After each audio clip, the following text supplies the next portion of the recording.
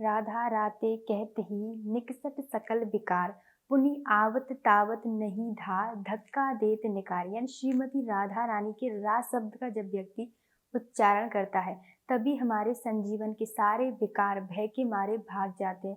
लेकिन थोड़ी ही दूर जाने के बाद उन विकारों को लगता है कि शायद रा के बाद बण बोल दे, यानी रावण बोल सकता है या फिर कोई अन्य शब्द बोल सकता है। जरूरी थोड़ी है कि राधे ही बोलेगा, इसलिए फिर से आने का प्रयास करते हैं। तभी हमारे मुंह से निकल जाता है धा। तभी जो धा शब्द है उन सभी विकारों को जो वापस आ रहे थे उन्हें धक्का दे करके बाहर निकाल देता है। ऐसी श्रीमती राधा रानी का नाम ही इतना प्यारा है, तो उन्हीं श्रीमती राधा रानी का अब जन्म दिवस आ रहा है। राधा अष्टमी आ रही है। राधा अष्टमी है 11 सितंबर की। तो हम कैसे राधा अष्टमी मनाएं, क्या करें राधा अष्टमी के दिन जिससे राधा रानी हमसे अति प्रसन्न हो। तो भागवत में कहा गया है कि अगर आप राधा रानी को प्रसन्न करना चाहते हैं तो उनके सामने कृष्ण नाम का उच्चारण करें। कहा जाता है, भागवत में कथा आती है, इसमें बताया जाता है कि राधा रानी का जब जन्म हो जाता है तब वो अपने नेत्र नहीं खोलती है। उसके बाद में सभी जो भगवान है वो नारद जी को धरती पर भेजते हैं वृषभानु जी के घर। फिर वृषभानु जी नारद जी से कहते हैं कि मेरे घर एक पुत्री का जन्म हुआ है जो बहुत ही सुंदर है, बहुत ही कोमल है, लेकिन एक प्रॉब्लम है कि वह अपनी आंखें नहीं खोल रही है।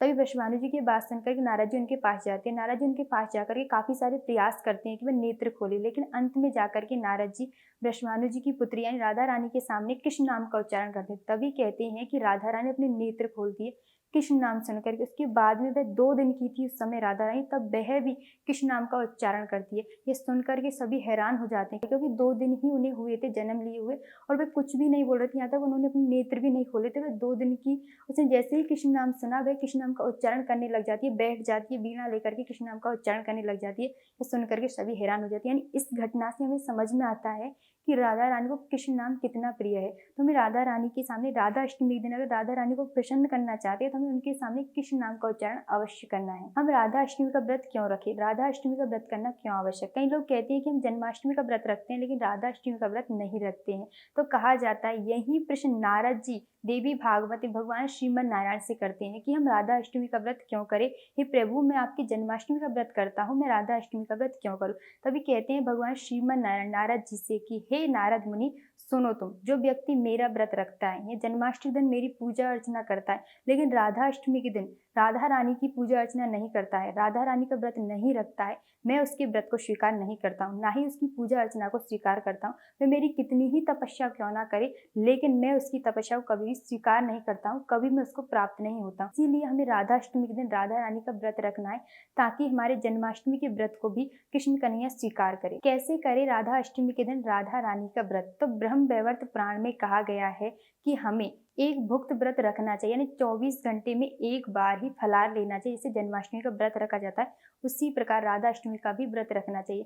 तो इस वर्ष 11 सितंबर को राधा अष्टमी है। राधा अष्टमी के दिन राधा रानी के जन्म उत्सव के रूप में मनाया जाता है, लेकिन राधा अष्टमी के जन्म को लेकर के 2 मान्यताएं मानी जाती है। कई ग्रंथों में, कई शास्त्रों में तो यह कहा गया है कि राधा रानी का जो जन्म है यह हुआ था ब्रह्म मुहूर्त यानी 4 बजे से 5:30 बजे के बीच में। लेकिन कई शास्त्रों में बताया गया है कि राधा रानी का जो जन्म है दोपहर में हुआ था 12 बजे से और 1 बजे के बीच में। ज्यादातर जो प्राचीन है या फिर ज्यादा प्रचलित जो है वह माना जाता है 12 बजे से 1 बजे के बीच में।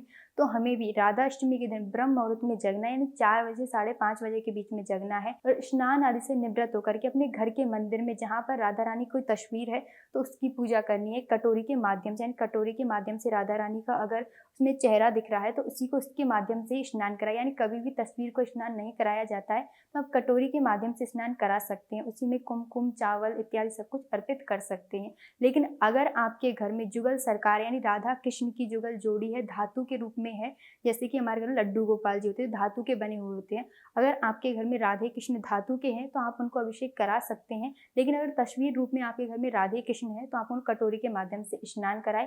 लेकिन अगर आपके घर में राधे कृष्ण भी नहीं है, ना ही राधा रानी की कोई तस्वीर है, तो आप लड्डू गोपाल जी की भी राधा रानी के भाव में पूजा कर सकते हैं। क्योंकि भागवत में एक कथा आती है जिसमें बताया गया है कि अगर कोई व्यक्ति राधे और कृष्ण को अलग समझता है तो वह कभी भी शुद्ध भक्त नहीं होता है। कहते हैं कि एक बार भगवान श्रीमन नारायण मोहिनी का अवतार लेते हैं, तभी सूर्य भगवान उनसे कहते हैं कि आप मेरे घर बेटी बन करके आइए। तभी सूर्य भगवान से श्रीमन नारायण कहते हैं कि इसके लिए आपको बहुत ज्यादा तपस्या करनी होगी।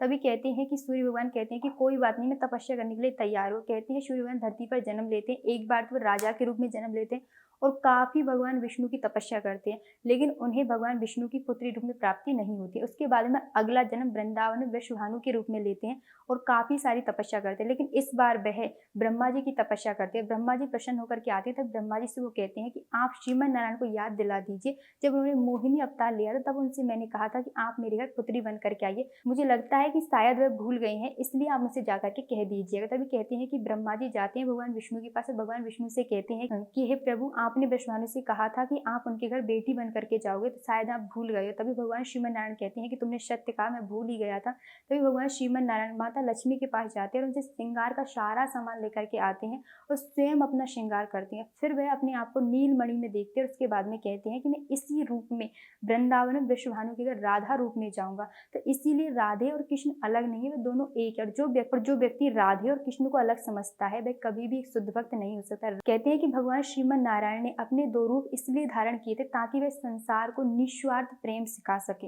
आप लड्डू गोपाल जी की राधा रानी के भाव में पूजा करें, उनका पंचामृत से अभिषेक कराएं। वैसे तो शास्त्रों में कई राधा रानी के अभिषेक के बारे में विधि विधान बताए गए हैं, लेकिन जैसा आपका सामर्थ्य है आप राधा रानी की उसी प्रकार पूजा अर्चना करें, उनका अच्छे से अभिषेक कराएं। उसके बाद में उन्हें एक साफ टावल में ले उनका शरीर अच्छे से पहुंचे। उसके बाद में उनको वस्त्र धारण कराए, उनको नीले कलर के वस्त्र धारण कराए, क्योंकि जिस प्रकार कृष्ण कन्हैया को पीले वस्त्र पसंद है उसी प्रकार राधा रानी को नीले वस्त्र पसंद है। नीले वस्त्र धारण कराए, उसके बाद में हमें उनको कुमकुम इत्यादि लगाना है। इसके बाद में हमें उनको फूल अर्पित करने हैं।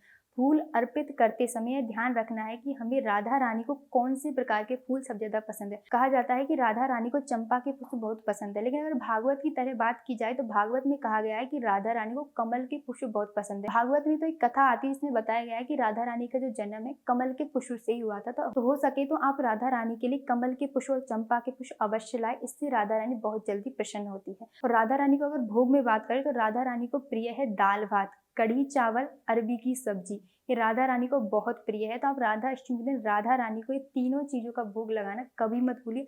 और साथ साथ माखन मिश्री भी राधा रानी को अत्यंत प्रिय है, तो आप इन चीजों का भोग राधा रानी को राधा अष्टमी के दिन अवश्य लगाइए। भोग लगाने के बाद में राधा रानी से प्रार्थना कीजिए कि आप प्रेम से खाना खाइए। उनको अच्छे अच्छे और पकवान आप बना सकते हैं तो आप बना करके जरूर खिलाइए, क्योंकि व्रत हमारा होता है, भगवान को व्रत रखने की कोई आवश्यकता नहीं है। हम भगवान को प्रसन्न करने के लिए व्रत रखते हैं, लेकिन प्रभु को व्रत रखने की कोई आवश्यकता नहीं है। इसलिए आपके घर में जो बन रहा है आप अच्छे से उनको बना करके खिलाइए। इसके बाद में राधा रानी से प्रार्थना करनी है कि हे राधा रानी, मैं बड़ी ही भाग्यशाली हूँ कि मुझे आज आपके अभिषेक करने का, आपको भोग लगाने का अवसर प्राप्त हुआ है।